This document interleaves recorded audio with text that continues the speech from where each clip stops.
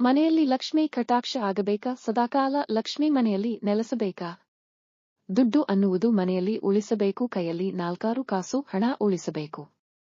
ದುಡ್ಡಿನ ಸುರಿಮಳೆ ಆಗಬೇಕು. ಲಕ್ಷ್ಮೀ ದೇವಿ ನಿಮ್ಮ ಮನೆಯಲ್ಲಿ ಒಲಿಯಬೇಕು. ಆರ್ಥಿಕ ಸಮಸ್ಯೆ ಎನ್ನುವುದನ್ನು ಮನೆಯಿಂದ ದೂರ ಮಾಡಬೇಕು. ಎಷ್ಟೇ ದುಡ್ಡು ಬಂದರೂ ಮನೆಯಲ್ಲಿ ದುಡ್ಡು ನಿಲ್ಲುತ್ತಾ ಇಲ್ಲ. ಈ ಎಲ್ಲಾ ಸಮಸ್ಯೆಗಳಿಗೆ, ಈ ಎಲ್ಲಾ ವಿಚಾರಕ್ಕೆ ಒಂದು ಸಿಂಪಲ್ ಪರಿಹಾರ ಇದೆ.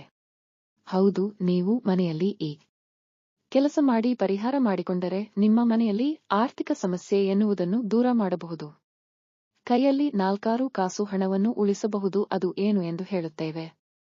ಆರ್ಥಿಕ ಸಮಸ್ಯೆ ಅಲ್ಲದೆ ಬೇರೆ ಸಮಸ್ಯೆ ಕೂಡ ಮನೆಯಲ್ಲಿ ಎದುರಾಗಿದೆ. ಇಂತಹ ಹಲವಾರು ಸಮಸ್ಯೆಗೆ ಪರಿಹಾರ ಹುಡುಕುತ್ತಾ ಇದ್ದೇವೆ.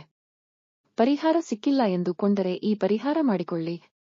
ನಾವು ಹೇಳುವ ಈ ಕೆಲಸವನ್ನು, ಈ ಪರಿಹಾರವನ್ನು ಪ್ರತಿ ಬುಧವಾರ ಮಾಡಬೇಕು. ಬುಧವಾರದ ದಿನ ನಿಮ್ಮ ಮನೆಯಲ್ಲಿ ಇರುವ ಒಂದು ತಾಮ್ರದ ಚೊಂಬು ತೆಗೆದುಕೊಳ್ಳಿ. ಹೌದು, ಮುಖ್ಯವಾಗಿ ದೇವರಿಗೆ ಪ್ರಿಯವಾದ ಈ ತಾಮ್ರದ ಚೊಂಬು ತೆಗೆದುಕೊಳ್ಳಿ. ಈ ಚೊಂಬುಗೆ ನೀರನ್ನು ತುಂಬಿಸಿ ಮನೆಯಲ್ಲಿ ಇರುವ 5 ತುಳಸಿ ಎಲೆಗೆ ಈ ಚೊಂಬುಗೆ ಹಾಕಬೇಕು. ಹೌದು, ಹೀಗೆ ಮಾಡಿ ಈ ತಾಮ್ರದ ಚೊಂಬು ನೀವು ದೇವರ ಮನೆಯಲ್ಲಿ ಇಡಬೇಕು. ನಂತರ ಮುಖ್ಯವಾಗಿ ನೀವು ಧನ ಲಕ್ಷ್ಮೀ ದೇವಿಯನ್ನು ನೀವು ಪ್ರಾರ್ಥನೆ ಮಾಡಬೇಕು. ಮನೆಯಲ್ಲಿ ಇರುವ ಎಲ್ಲ ಆರ್ಥಿಕ ಸಮಸ್ಯೆ ಕೂಡ ದೂರ ಆಗಲಿ ಎಂದು, ಲಕ್ಷ್ಮೀ ಕಟಾಕ್ಷ ಆಗಬೇಕು ಎಂದು ನೀವು ದೇವರಲ್ಲಿ ಈ ದಿನ ಪ್ರಾರ್ಥನೆ ಮಾಡಿಕೊಳ್ಳಬೇಕು.